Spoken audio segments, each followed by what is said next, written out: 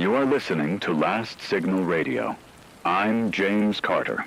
We are interrupting all scheduled programming because what we are about to report is not a drill, not a rumor, and not a simulation.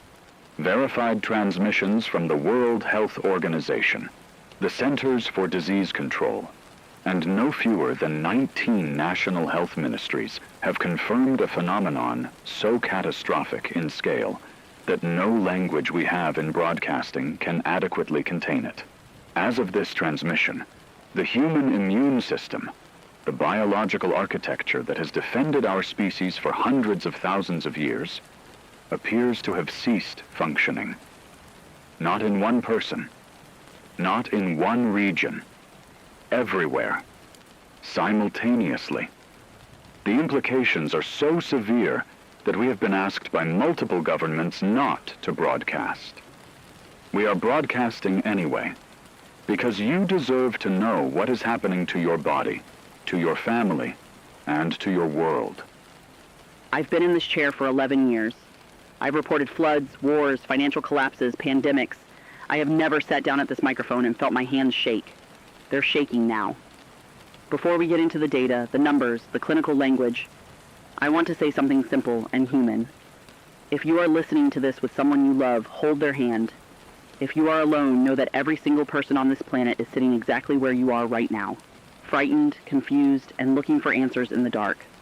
We will give you everything we have, every verified report, every city, every development as it comes in. We will not leave this microphone. Let's establish what we know with certainty. The first confirmed reports came from dermatology and infectious disease wards in Nairobi, Kenya, and simultaneously from a hospital network in Wuhan, China.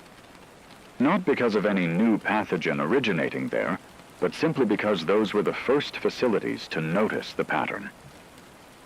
Patients who had been admitted for routine infections, a staph wound, a minor respiratory illness, a simple urinary tract infection, were deteriorating at speeds that violated every known clinical model.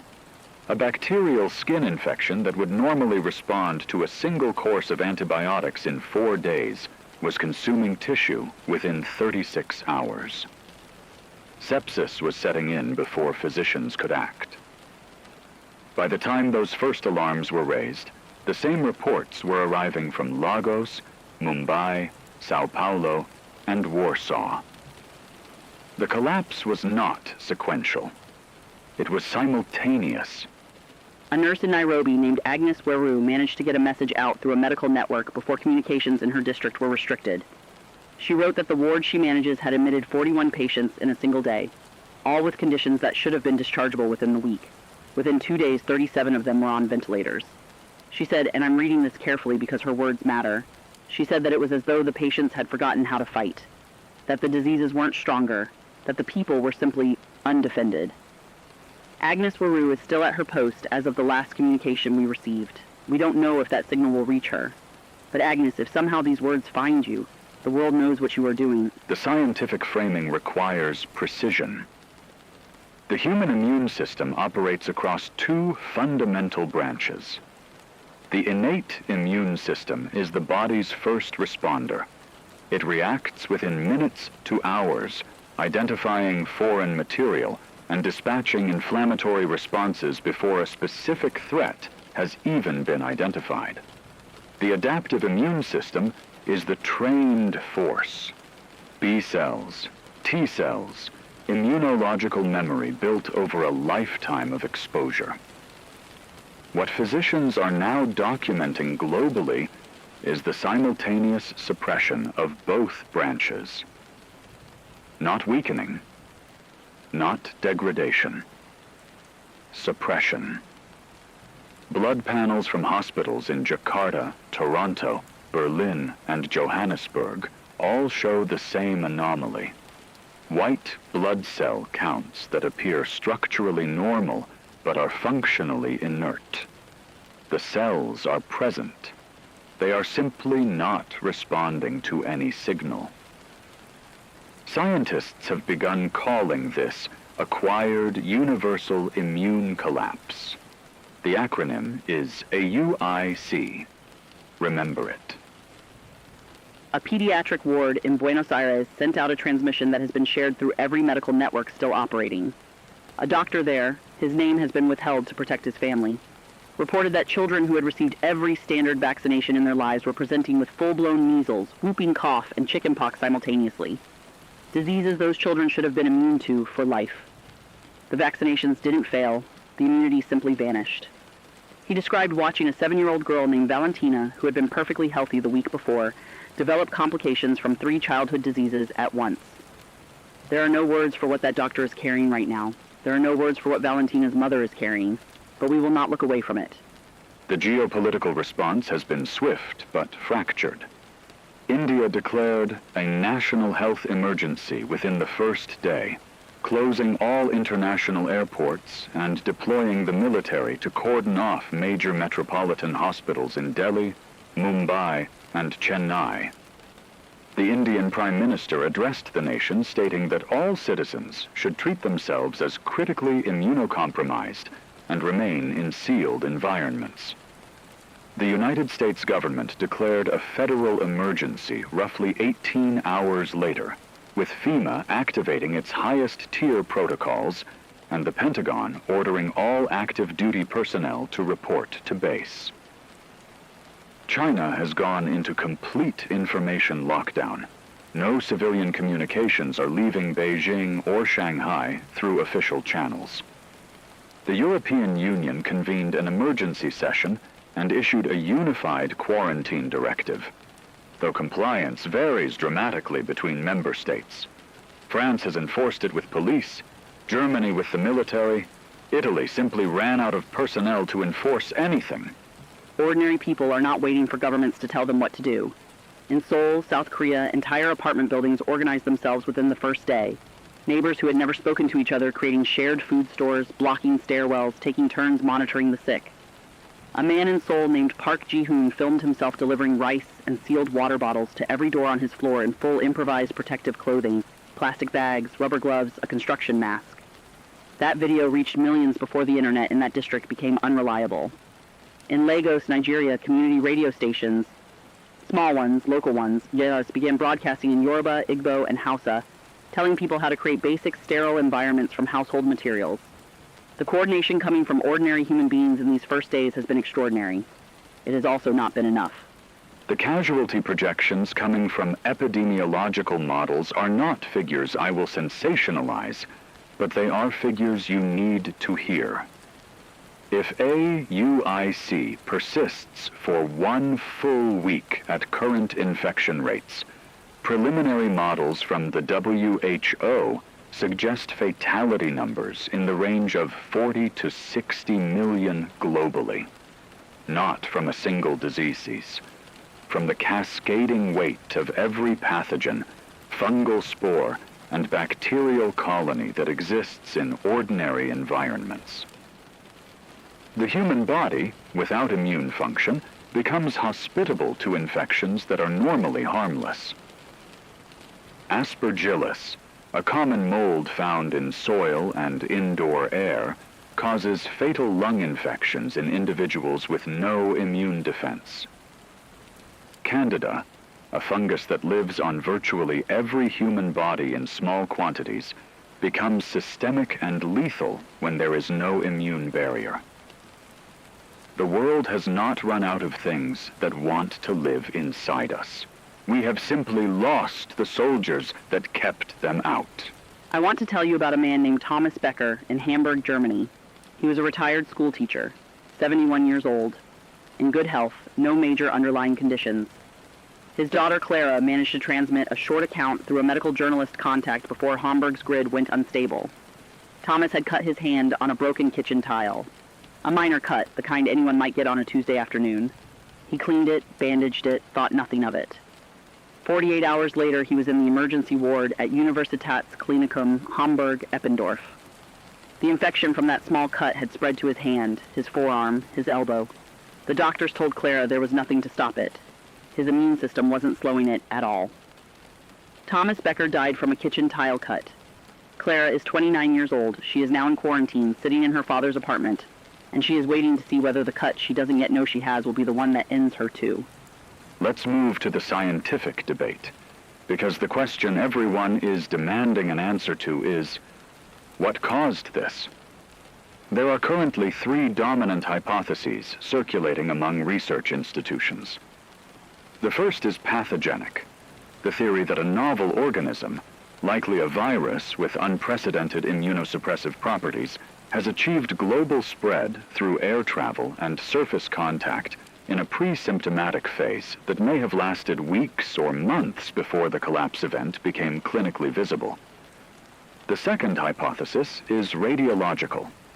A faction of astrophysicists and atmospheric scientists are pointing to an anomalous gamma-ray burst detected by multiple orbital observatories 11 days before the first clinical reports.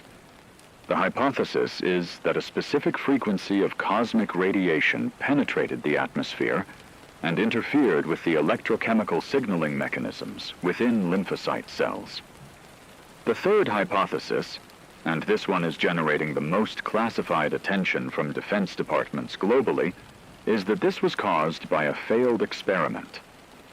Specifically, an aerosol-based immunomodulatory compound developed for military applications that was released, accidentally or otherwise, into the upper atmosphere from a research facility whose location we have not been able to confirm. While scientists debate causes, people in hospitals are dealing with something much more immediate and far less abstract. A medical volunteer in Karachi, Pakistan, transmitted an account through a satellite relay that is still functioning. She described walking through a hospital ward that 3 days ago had 32 patients. It now holds over 300. Hallways are lined with beds. The supply of basic antibiotics, drugs that have existed since the 1940s, are running out because the demand is not 32 patients. The demand is every human being on Earth. She described a 16-year-old boy who had been brought in with pneumonia, standard pneumonia, the kind that responds in most people to a 5-day antibiotic course. Without immune support, the drugs alone are not enough. He needed his own body to help finish the fight. His body wouldn't. She held his hand while he died. She has held 14 hands so far this week. She keeps going back. Infrastructure implications are accelerating beyond the health sector. In Cairo, Egypt, the water treatment and distribution systems depend on a workforce of approximately 12,000 municipal employees. Within the first 3 days of AUIC, absenteeism in that workforce reached 68%. Not because those workers are all dead, but because they are sick, or caring for sick family members, or too terrified to leave sealed environments. Water pressure in the outer districts of Cairo is already failing. Without consistent water pressure, hospitals cannot maintain sterile environments. Without sterile environments, every procedure, every blood draw, every IV insertion becomes a potential infection vector. The failure chains here are not metaphors. They are mechanical. One system failing pulls the next system down with it. Power grid operators in Sao Paulo, Brazil, reported this morning that 3 of their primary switching stations are understaffed to dangerous levels. A blackout in Sao Paulo would affect 22 million people, including 61 hospitals. There's a woman in Manila, the Philippines, named Reyna Santos. She is a street vendor. Before all of this, she sold grilled corn and fish balls outside a school. When the school closed and the streets emptied, she didn't go home. Instead, she began cooking whatever food she had and leaving it outside the doors of her neighbors, families who hadn't eaten in 2 days because they were too frightened to go to the market. She wrapped the food in layers of plastic she found in the back of a restaurant supply store. She didn't know if it was sterile enough. She knew it was better than nothing. By the 3rd day, 12 other vendors on her street had joined her. They created a rotation. They named themselves, they called themselves Bayanihan, which is a Filipino word for communal unity, for the act of coming together to carry what one person cannot carry alone. Reyna Santos has a persistent cough. She has not told her neighbors. We are receiving a transmission from a source embedded within the United Nations Security Council emergency session, which has been in continuous session for the past 2 days. I want to read portions of what we've been given. The session has seen unprecedented fracturing between member states.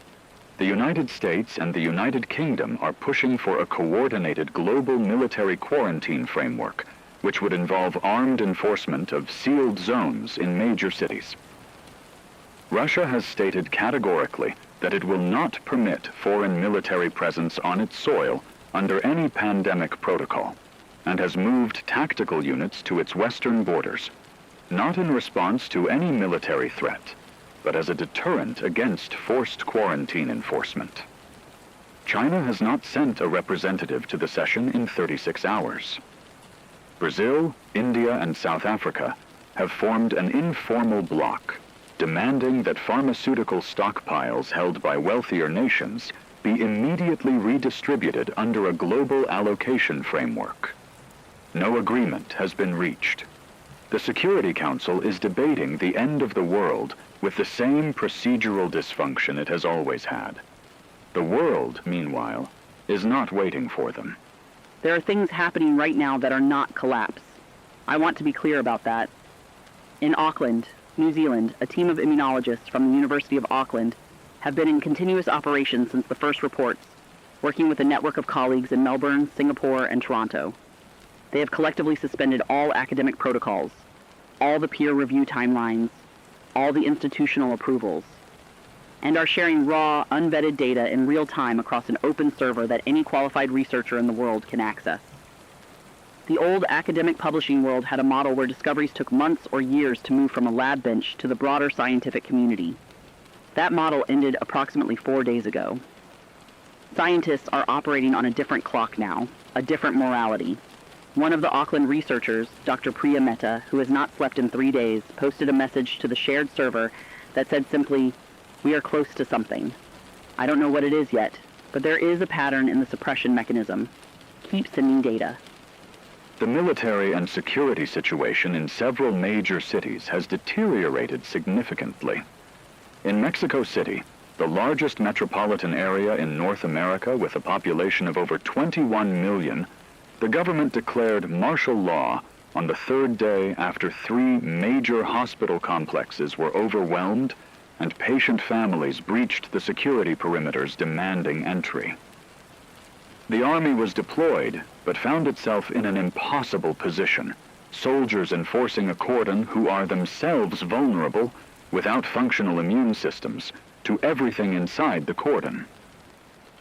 Reports from Mexico City indicate that 2 military units refused direct orders to maintain the hospital perimeter after their commanding officers fell ill. In Moscow, food distribution centers, hastily established by the government in city squares, descended into violence on the second day when supply trucks arrived with insufficient quantities. Russian state media has stopped broadcasting any casualty figures. Independent journalists in Moscow are transmitting through encrypted channels. I need to read something to you. This was written by a hospice nurse in Toronto, Canada, named Michael Osei. He posted it to a medical worker forum before that forum went offline. He wrote, "I have spent my career sitting with people as they die. I thought I understood dying. I thought I had made a kind of peace with it. But this is different. The people I'm sitting with now did not expect to be here. They are young people. A man of 32 with a paper cut that wouldn't stop. A woman of 27 who developed a lung infection after swimming in a public pool. They are not ready. They keep asking me if it will get better. I keep holding their hands. I keep saying I'm here. It is the only true thing I have left to offer." Michael Osei is still writing. He posts every day. Every day so far he posts.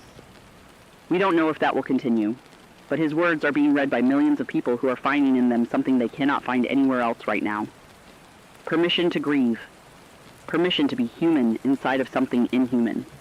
The food supply chain is beginning to show stress fractures that will compound the health crisis significantly within the next 2 weeks. Agricultural supply chains in the Northern Hemisphere are dependent on seasonal labor that crosses international borders. With those borders now closed under emergency quarantine protocols, the spring planting cycle in Eastern Europe, the American Midwest, and the Yangtze River Basin in China faces severe disruption. grocery distribution networks in major cities are functioning on a 2 to 3 day lag as truck drivers, who are themselves individuals with no functioning immune systems, refuse to operate in urban environments without protective equipment that does not yet exist in sufficient quantities. In Paris, supermarket shelves in the outer arrondissements were empty within 48 hours of the announcement of AUIC. In Tokyo, the government has nationalized all food distribution and is running a rationing system through neighborhood associations. Tokyo is executing this better than most cities. Tokyo has always prepared for catastrophe. Most cities have not. There's a story coming out of a small town in rural Montana in the United States, a town called Havre, population around 9,000.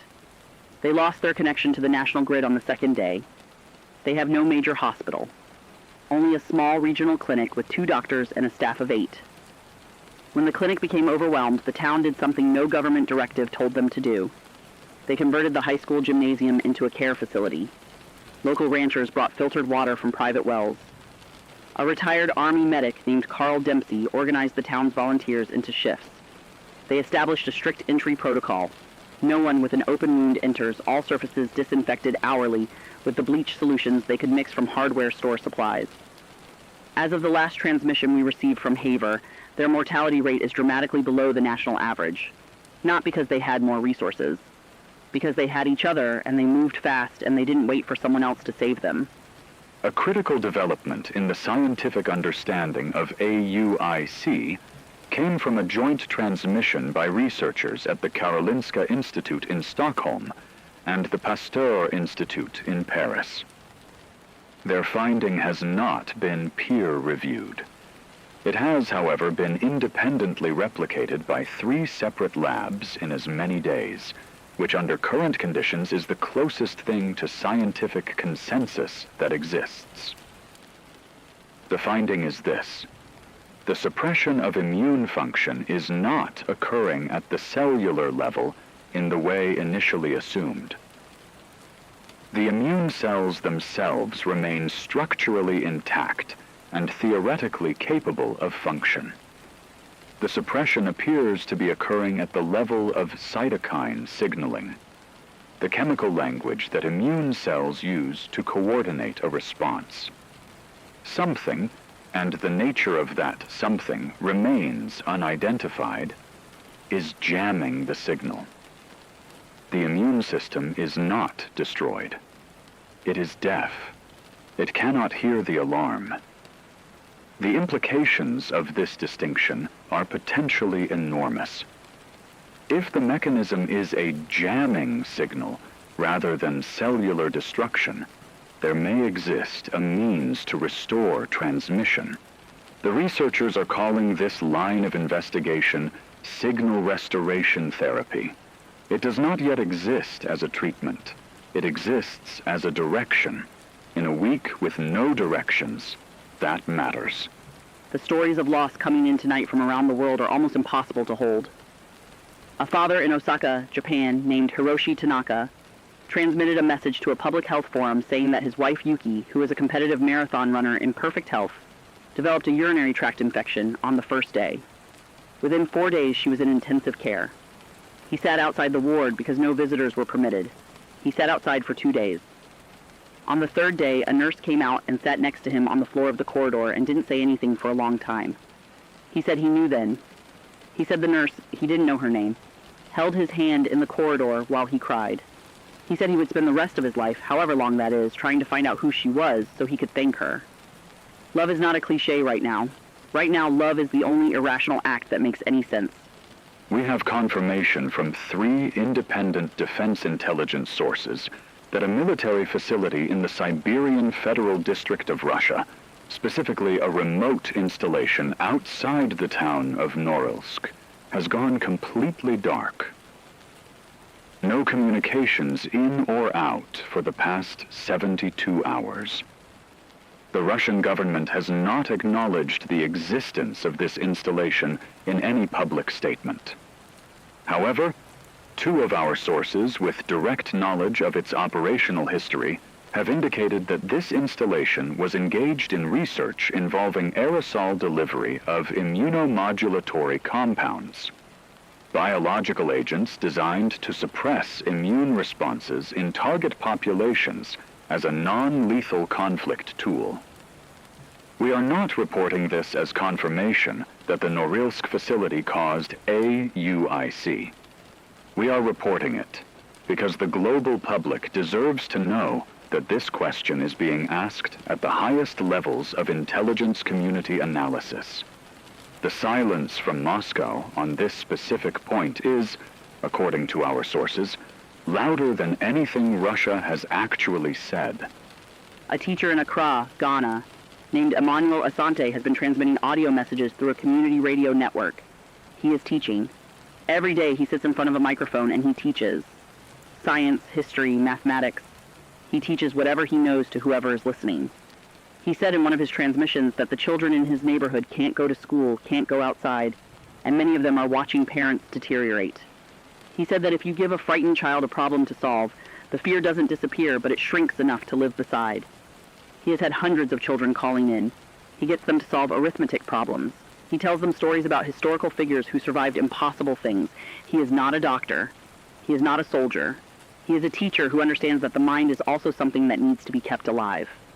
By the end of the first week, the global death toll attributable to AUIC-related infections has crossed 8 million. I want to place that number in context because context is what separates reporting from panic. The Spanish flu pandemic of 1918 killed an estimated 50 million people over 2 years. The Black Death in the 14th century killed between 75 and 200 million over 5 years. AUIC has killed 8 million in 7 days. The acceleration curve, if it continues, does not permit the kind of extended timeline those historical comparisons imply. Epidemiological models from 4 separate institutions, Harvard School of Public Health, the London School of Hygiene and Tropical Medicine, WHO's Emergency Modeling Unit, and the Indian Council of Medical Research, all project that without intervention, the weekly death toll will increase by a factor of 3 to 5 with each passing week, as secondary infections compound primary ones, and medical systems lose the personnel required to function. I have been asked by our producers to take a moment to speak directly to our listeners about their immediate safety. I want to do that honestly rather than formulaically. If you are in a sealed environment and you have no wounds, no active illness, and access to clean water, you have meaningful protection from the most acute, immediate threats. Not perfect protection. There is no perfect protection right now, but meaningful protection. The greatest immediate killers in the AUIC environment are not exotic pathogens. They are the ordinary infections of ordinary life that our bodies have always silently fought without us even knowing. The cut that gets infected, the tooth abscess, the chest infection that starts as a tickle. Clean your wounds obsessively. Boil water if you have any doubt. Do not share eating utensils or drinking vessels. These instructions sound almost insultingly simple for a civilizational crisis of this magnitude. They are also the difference between living and not living in the next 2 weeks. By the 10th day, power grid failures have become a secondary crisis of equal severity to the biological one in several regions. Sub-Saharan Africa was already operating on fragile grid infrastructure, and the loss of approximately 40% of power utility workers to illness or fear-driven absenteeism has produced rolling blackouts across Nigeria, the Democratic Republic of Congo, and Ethiopia. Without power, the refrigerated storage of vaccines, antibiotics, and biological samples, all of which are critical to any eventual treatment protocol, degrades rapidly. The WHO has issued an emergency directive to all remaining functional medical facilities to prioritize generator fuel allocation to cold storage above all other electrical uses, including lighting. Surgeons in Kinshasa are operating by flashlight. In some facilities, they are operating by the light of mobile phones, held by whoever is still standing. The heroes of this story are not wearing capes or carrying weapons. They are holding flashlights steady, while exhausted surgeons do the impossible in the dark. There's a monastery in the mountains of northern Ethiopia, in the Tigray region, where a community of monks has been living in voluntary isolation for decades. They grow their own food. They filter their own water from mountain springs. They have no connection to the outside world's infrastructure. A message reached us through a church network that these monks are in perfect health. They have opened their gates to the surrounding villages, to families walking up mountain roads carrying children, elderly parents, whoever they could bring. The monks don't have medicine. They have clean water, clean food, clean air, and walls that have been sealed. They have made room for 240 people. The abbot sent a single message through the church network. It said, "We do not know how long we can shelter them. We know only that we must try." I don't know if that monastery will survive what's coming, but for those 240 people climbing toward it, it is the whole world. We have just received a transmission from Dr. Priya Mehta's research team in Auckland. This is not confirmed, not replicated at sufficient scale, and should not be interpreted as a treatment announcement. However, given the circumstances, I will read it to you in full as we received it. Dr. Mehta's team has identified, through analysis of blood samples from 12 patients who appear to show partial immune function when all others around them do not, a common molecular compound, a small peptide they have labeled IRS7, that appears to be present in these individuals and absent in all tested samples of AUIC-affected patients. The hypothesis is that IRS7 may serve as the cytokine signaling activator that is being blocked in affected individuals. The team believes IRS7 can potentially be synthesized. They have published the full molecular sequence on the Open Research Server. As of this transmission, laboratories in Zurich, Tokyo, and Cape Town have confirmed receipt of the sequence and are attempting synthesis. Dr. Mehta has asked for any laboratory with the following equipment to contact them immediately. When I heard that transmission come in, I want to tell you what happened in this building. There are 11 people still working here. Most of the technical staff went home on day 3. The remaining 11 of us have been here since the beginning, sleeping on office furniture, eating whatever was in the break room, keeping the signal alive. When that transmission about IRS7 came through the feed, our audio engineer, a man named Dennis, who has never in 8 years shown a visible emotion on the job, stood up from his board and started crying. Not dramatically, just silently. Standing there with headphones around his neck, crying. Because for 11 days we have been reporting the collapse of everything. And that transmission, which may be nothing, which may not work, which may arrive too late even if it does work, that transmission was the first moment in 11 days where the future contained a door instead of just a wall. The social fabric in large urban centers is undergoing changes that will be felt for generations, regardless of how this biological crisis resolves. In Chicago, the United States, the formal municipal government ceased meaningful operations on day 8, when the mayor and 14 of his senior staff were hospitalized.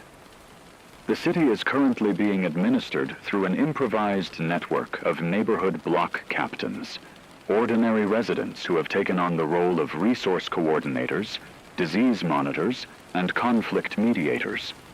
In London, the UK government relocated to a hardened facility outside the city, which has produced a profound perception of abandonment among the population that has contributed to what analysts are calling governance vacuum violence, looting, resource seizures, and targeted attacks on perceived hoarders.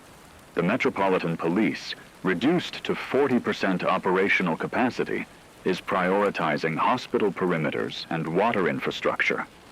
Everything else is unpoliced. In contrast, in Singapore, the government's tight coordination, transparent communication, and pre-existing civil preparedness infrastructure has maintained social order remarkably.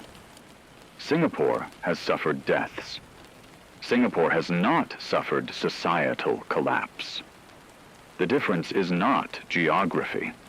The difference is institutional trust built over decades, and the bitter lesson for nations that abandoned institutional investment is arriving now.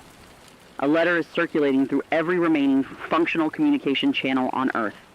It was written by a 12-year-old girl in Beirut, Lebanon, named Lara Haddad.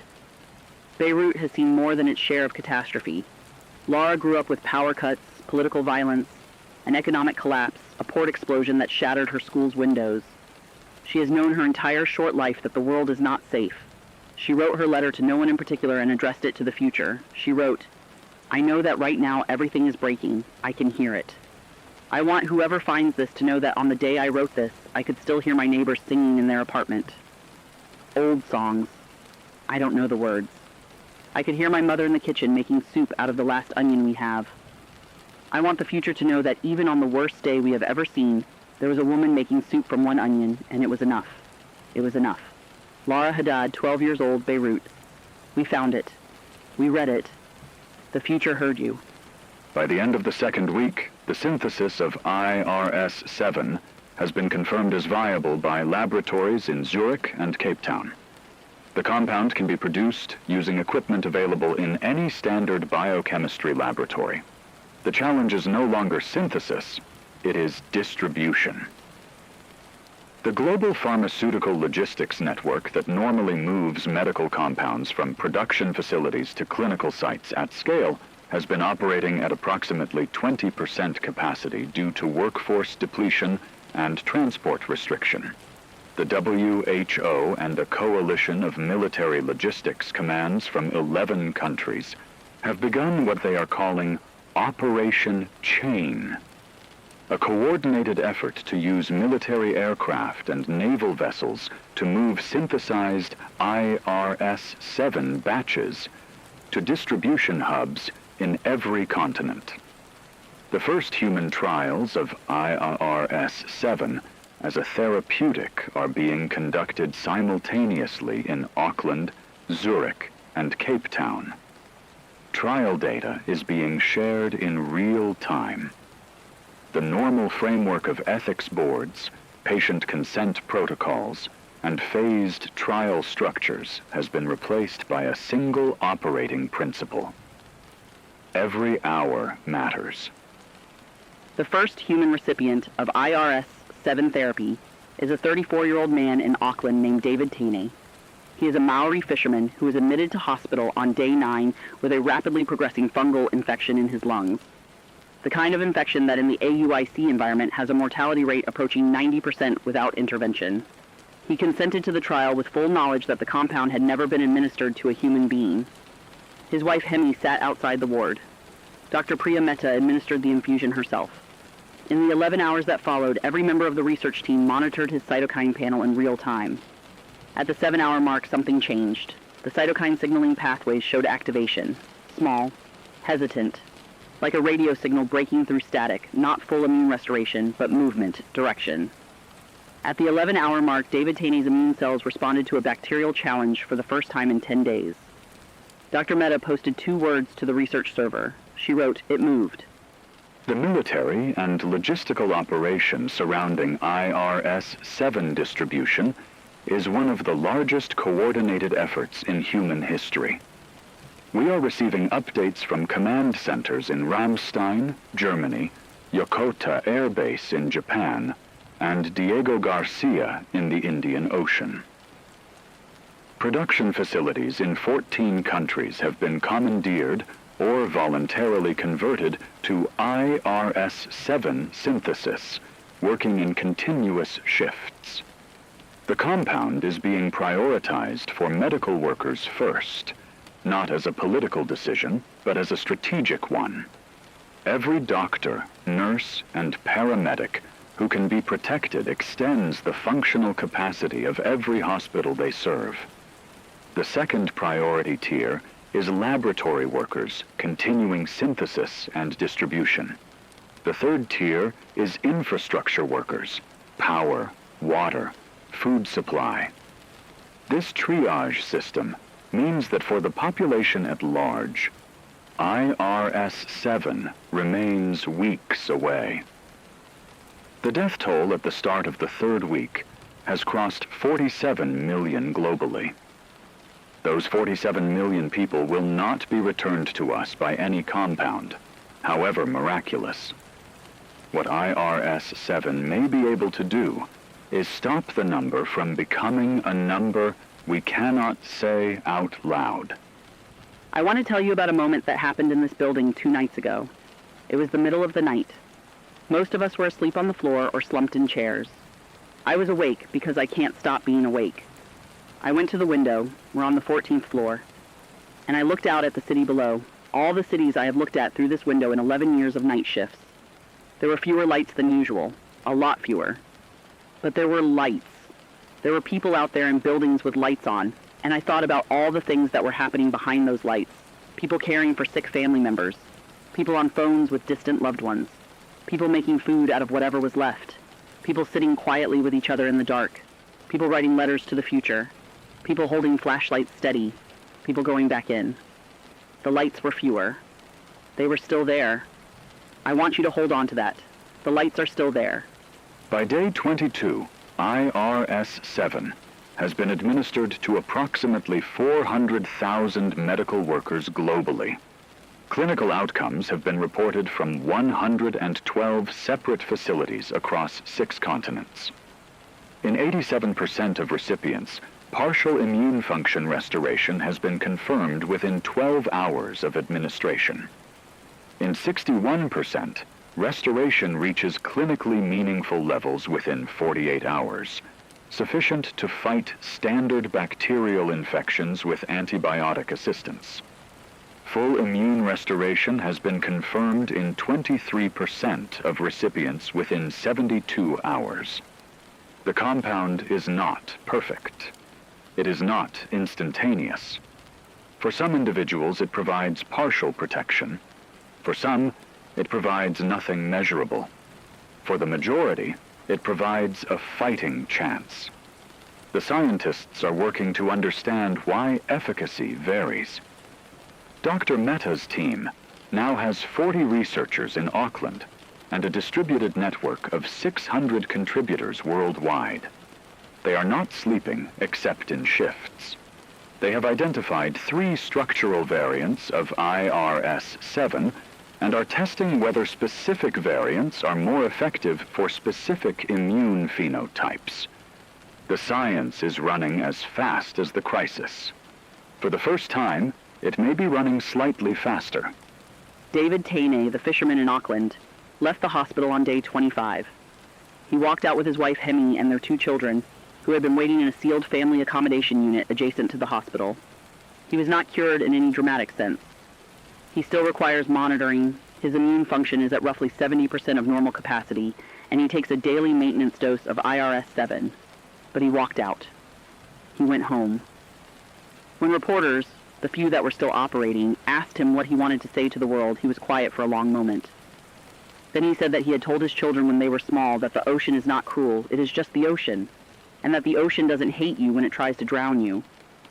He said he thought that was true of this too. He said the only thing he wanted now was to go back on his boat. He wants to fish. He wants the sea under him and the wind in his face. He wants the most ordinary thing in the world. And it struck me that the most ordinary thing in the world is also, right now, the most radical dream a person can have. The global death toll at the end of the first month stands at confirmed figures of 112 million. The actual number is certainly higher. Many regions have no functioning civil registration systems, and deaths are going uncounted in the way they went uncounted in every historical catastrophe before adequate records existed. The demographic distribution of mortality is telling. Elderly populations in high-income countries with access to early antibiotic intervention and sealed facilities have survived at higher rates than expected. Young adults in low-income countries with limited access to antibiotics, clean water, and sealed environments have died at catastrophic rates. Children under 5, whose immune systems were still developing and who are exposed to the highest density of pathogens in normal living environments, have suffered mortality rates that no one in this building has been able to read aloud without stopping. The inequality that defined the world before AUIC has, in the most brutal arithmetic, defined the world's losses within it. I need to take a moment to tell you who is still here. In this building, at Last Signal Radio, we began with 11 people on day 1. We have lost 4. Our station manager, Patricia Okonkwo, died on day 14 from a bacterial infection she likely contracted during a supply run she made so the rest of us could stay at our posts. She was 53 years old. She had 2 daughters in university. She told us on day 12, when she was already beginning to feel unwell, that she believed what we were doing mattered. That information was a form of survival. She said, "Keep broadcasting. We are keeping broadcasting, Patricia." Our technical director, Samuel, left on day 7 to reach his mother in a care facility in the countryside and has not been heard from since. We hold space for Samuel. Our overnight producer, Dina, and our junior researcher, Felix, both succumbed within a day of each other in week 2. Dina was 26. Felix was 24. They were brilliant. They came to work every day.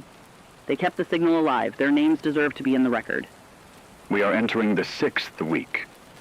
The IRS-7 distribution network, Operation Chain, has delivered therapeutic doses to medical workers and infrastructure personnel in 109 countries. Civilian distribution has begun in 23 countries, prioritizing densely populated urban centers with functioning distribution infrastructure. Lines outside distribution centers in Mumbai stretch for miles. In Sao Paulo, Army helicopters are dropping sealed doses into neighborhoods where ground access has been lost.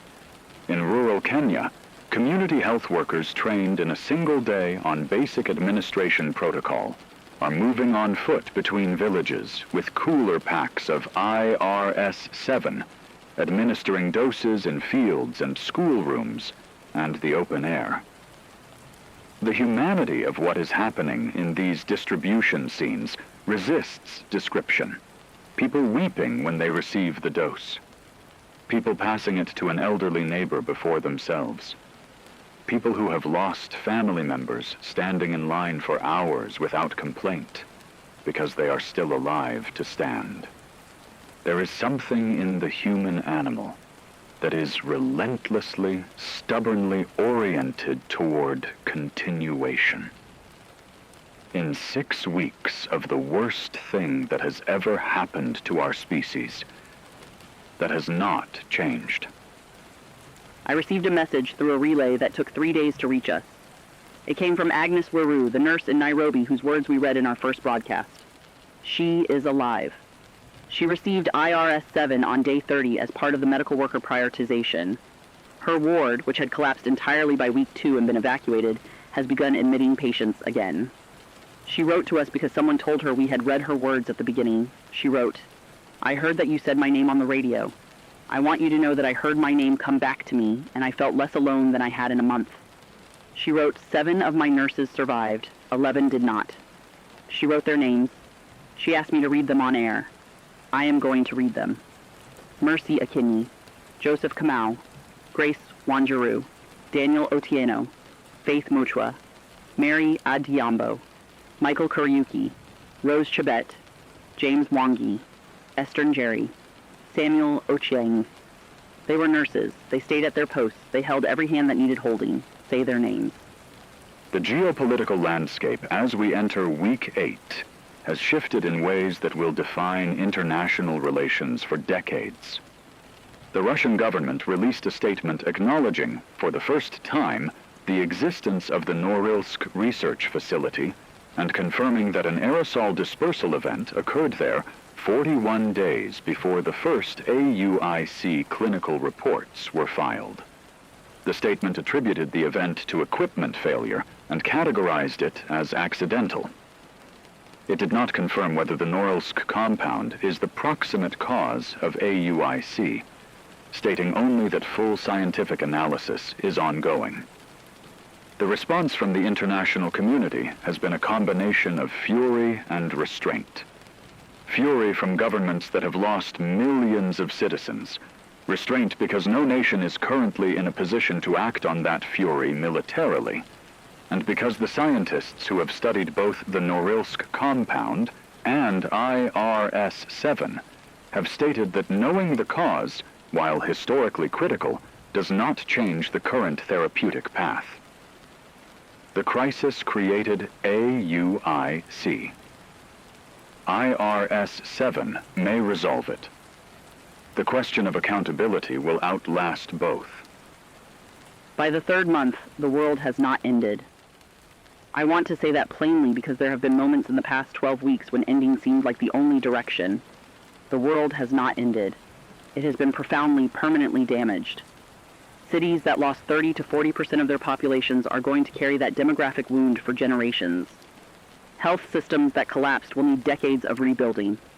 The psychological weight on survivors, the grief, the moral injury in medical workers who had to choose who to treat, the trauma of children who watched parents die from things that never should have been fatal, that weight does not resolve with a drug.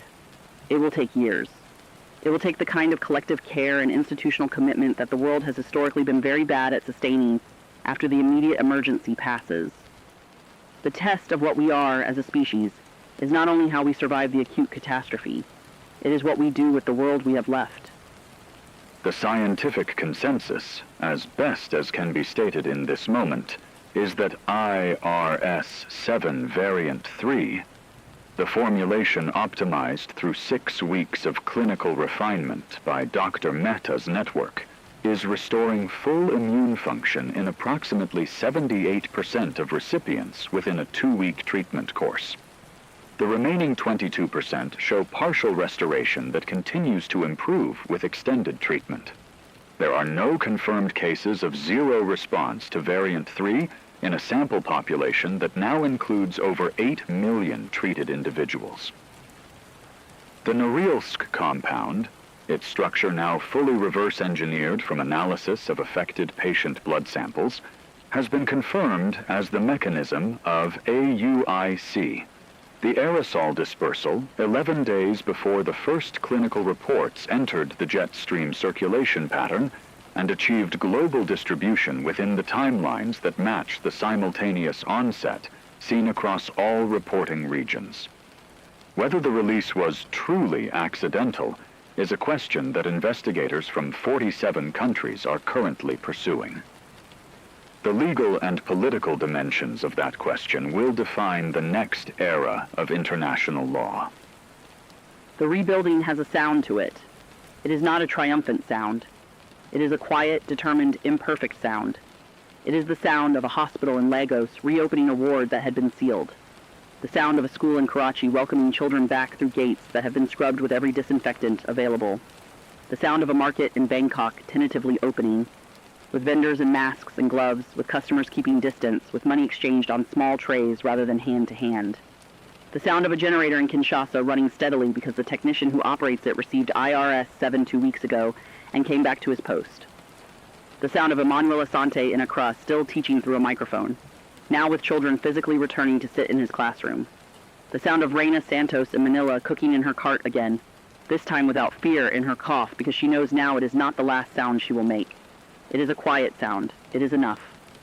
The total confirmed death toll from the AUIC event, as tabulated by the WHO over a 3-month period, stands at 287 million people.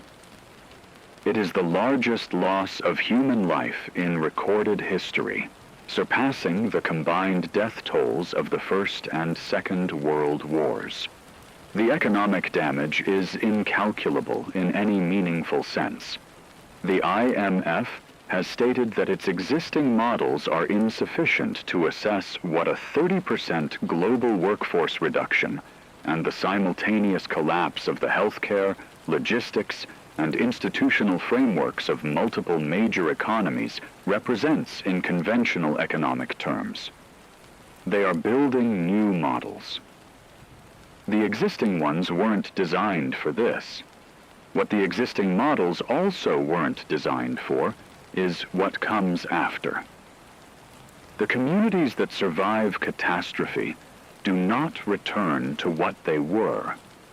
They become something different, whether that something different is smaller and harder and more fearful, or whether it is more honest and more awake to fragility and more deliberate about what it builds. That is not written yet. It will be written by the people who are still here. I want to end with Laura Haddad, the 12-year-old in Beirut who wrote a letter to the future. She is alive. Beirut is alive. Her mother is alive. The neighbor whose song she could hear through the wall is alive. I want to read you the second letter she wrote 3 months after the first one. She wrote, "I said the soup was enough. I was right and I was wrong. The soup was enough for that day. But what I know now, what I didn't know when I wrote the first letter, is that the soup was never the point. The point was the person making it. The point was that my mother stood in that kitchen when she had every reason not to, and she made something out of what was left, and she brought it to me, and she sat with me while I ate it, and she was still there. That is the only story. Everything else is just what happened around it. I don't know who I'm writing to. I know that you are reading this because you survived. I'm glad you survived. I'm glad we are still here to write letters to each other across the dark. Keep writing, keep reading, keep going. The lights are still on." This is James Carter. 3 months ago, I sat down at this microphone at the beginning of the worst thing our species has ever endured. I am still here. That is not a small thing. I have reported wars, collapses, disasters. I have never reported anything that made me understand, viscerally and permanently, how fragile and how astonishing it is to be alive and defended against the invisible world that shares every surface with us. 287 million people are gone. They were not statistics while they were alive. They were a fisherman who wanted to go back to the sea. They were a school teacher who kept teaching in the dark. They were nurses whose names deserve to be said out loud. They were a retired teacher named Thomas, and a marathon runner named Yuki, and 24-year-old Felix and 26-year-old Dina, who never left their posts. They were a father sitting on a hospital corridor floor. They were a girl making soup for her daughter. They were every human life that ever was. Temporary, frightened, extraordinary, loved. This is Kate Vincent, and this has been Last Signal Radio. We are still on air. We do not know for how long. We know only that as long as there is a signal, we will use it to tell you the truth about what is happening, about who is suffering, about who is helping, about who is gone. The world that is being rebuilt right now is being built by ordinary people making extraordinary choices in collapsed hospitals on empty streets, in mountain monasteries and flooded markets, in school gymnasiums converted to care wards, in dark corridors where nurses hold the hands of strangers. If you are listening to this, you are one of those people. You survived something unsurvivable. The only debt you owe the 287 million is to live deliberately, to remember who made the soup, to say the names, to keep the lights on. This is Last Signal Radio. We are still here. You are still here. That is enough to begin.